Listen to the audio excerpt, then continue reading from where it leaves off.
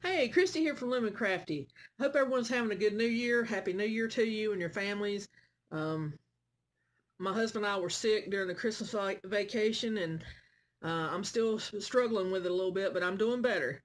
But today I want to show you how to do a needle knit stitch on the loom. It's called the alternating long rib knit stitch. And I have done this before on the loom, and I really never made claim to it because I figured somebody else had designed this at some point, and I was right, they had, because I've been teaching myself to needle knit, and I was looking up easy stitches to learn, needle knitting, because I'm kind of doing it the way I was when I started out loom knitting, and I found this stitch, and I realized that it's the one that I had been doing on some of my projects and didn't realize what it was called. So basically, it's a 10 stitch repeat, and you're alternating knit one, purl one with purl one, knit one. So the first 5 rows is knit one, purl one, and then the next 5 rows is purl one, knit one. And you get this nice alteration of your purls and your knits here, and it creates this nice little design that's very textured and altered, and it just looks really nice. It looks nice for a hat. This can be done in the round, any amount of pegs. It can be done on a flat panel, any amount of pegs. It's really up to you. It's really just, there's no limit to this. Now I have played with it some and done some of my rows shorter or longer than the 5, but I'm going to show you the 5 application today, pattern today, because that is the original pattern that somebody else thought up. If anybody knows who done it, let me know and I'll give them credit, because the lady that I saw do it, she didn't create it, so, and she didn't say that she knew who created it. So I always like to give credit where it's due if I know, but this is not my pattern. I want to make that clear. Also, I was kind of experimenting with it to see what I could do with it, and I made this washcloth dishcloth, and it's got peach and gray here, and for all my knit one purl ones I use gray. All my purl one knit ones I use peach, and I just alternated them back and forth, and got this nice fabric for dishcloth, washcloth, whatever you want to use it for, and you can make it whatever size you want to. Now I did do a single crochet around the border. That is not required because this is a non-curling stitch. I only did this because I like the aesthetics of it. I like the look of it. It gives it a nice clean edge, but you don't have to do that. That's just my own personal preference, and it's not required. So you could just leave it as is, and it'll be perfectly fine. It won't stretch. I mean, it won't roll or bunch up on you, at the bottom or the sides. So that's another idea. And then I also have used it, and this is where I was playing before I really knew what it was. All these, by the way, were done on the loom. All these examples I'm showing you, I did not needle knit these. This is a cowl I made, and at the bottom, I decided I wanted to alternate the rib, and I've got some long ribbing here, short ribbon here, and then it's short here. So you can kind of play with it, do it however you want to get some different visual interest and texture. But I'm going to show you the original pattern today of the 10 row repeat, 5 rows knit one, purl one, 5 rows, purl one, knit one.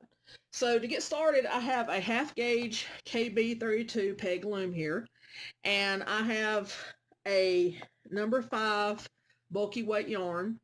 You can use any cast on you want to. Usually I leave cast ons up to the individual unless there's a certain one I think looks better. And this is the one where I'm letting you choose what cast on. I've just done a garter cast on, which is a knit one for one row and purl for the next row. So to get started, I'm always going to slip my first peg unless I tell you otherwise when I'm doing a flat panel, because I like that nice clean edge and you wrap those end pegs. So that's why I always slip a peg. So you're going to knit one, which is an E-wrap. You're going to go around the back of your peg that you're going to knit off, and go around the front and make that little E, and you're just going to knit it off, and then you're going to purl one, and this is an easy beginner pattern. It seems like a lot of rows, but you're, just repeating 5 and then repeating 5 more, so it's not a lot to remember. And you could put stitch markers on here to remind you which one's to knit, which one's to purl.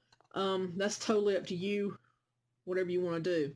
So knit 1, purl 1, knit 1, and purl 1. And if you don't know how to purl, you put your working yarn below your loop, scoop it up, pull that new loop through, take your old loop off, push it back behind the peg, put your new loop back on, and that's how you purl. And then knit 1, purl 1,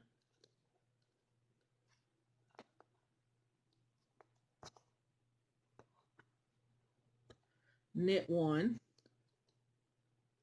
and then we're going to U-wrap that last peg to get that nice little chain edge.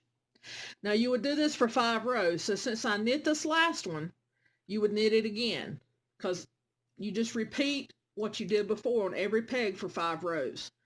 So you do a knit 1, purl 1, knit 1, purl 1, knit 1, purl 1. When I get these 5 rows, I'm going to come back and I will start the next set of 5 and I'll show you how to do that. Okay, be back in just a bit. Okay, I'm back. I've done my 5 rows of knit 1, purl 1, and it's a little hard to see with this loom, but that's the underside. Now we're going to slip this first peg, and we're going to start back with our purl 1, knit 1. So we'll get this altered design here. So I'm going to go back. Remember we said do a purl, put your working yarn below your peg, scoop it up, make a new loop, take the old loop off, put the new loop back on. Okay, so we knit this one. We for our first 5 rows, we knit 1, purl 1, knit 1, purl 1, knit 1, purl 1, knit 1. Then we U-wrap this last one. So to start the alteration of the staggering of the stitches, we knitted this one for those 5 rows. So now we need to purl it. So that's why I purled it. So purl, knit, purl, knit, which my knit stitch I'm using here is an E-wrap, purl, knit, and purl,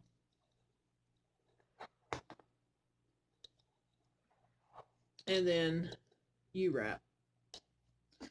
And then we'll just keep doing that for 5 rows. So this is 1 row, so we'll do 4 more rows of purl, knit, purl, knit, purl, knit, purl, and then you wrap that last one. Okay, when I get done with that, I'm going to come back and I'll show you what it looks like. Okay, I'm back. I finished my purl 1, knit 1 for 5 rows. So I'm going to show you the underside, and you can see I have my alteration here. It was my knit 1, purl 1, knit 1, purl 1, knit 1, purl 1, knit 1 for 5 rows, and then purl 1, knit 1, purl 1, knit 1, purl 1, knit 1, purl 1 for 5 rows. And you just keep repeating that 10 row pattern sequence until you get the length of what you're working with or with, depending on how you're knitting it. And that's all there is to it. So I hope you enjoyed that pattern today. If you make something with it, let me know, or send me an email and send me a picture. I have some of my viewers send me pictures of projects they make from time to time, and I love seeing your projects that you work with my stitches. My email is lemoncrafty@gmail.com. I usually check it about once or twice a week. But I will be glad, and I will send you a reply if you send me an email. I appreciate it. And all of you that have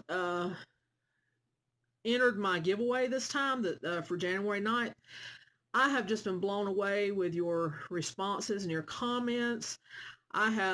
Some of you, I have just been blown away. That's just the only way I know how to say it. And I so appreciate each and every one of your comments and tell me what your greatest gifts have been or are, or what you consider your greatest gifts. Y'all have really touched my heart, and I really appreciate it. I love interacting with y'all, and I love talking with y'all about things. Sometimes on a little more personal level, I think it helps to get to know each other, because I don't want to always seem like um, like I don't want to communicate with y'all, and I really do. So I really appreciate all your comments and um, your nice things that you said and your gifts. It really has touched my heart and blessed me. Thank you very much. I hope y'all have a great year. 2019 is going to be a year of learning more loom knitting, and I'm going to be doing some more fiber art stuff on this channel, because I want to expand a little bit in the fiber arts and teach y'all some more things that you might want to learn. And I'm really looking forward to it. I'm looking forward to my channel growing and growing with y'all and helping y'all grow, and it's going to be a good time. But God bless. Have a good day. Bye-bye.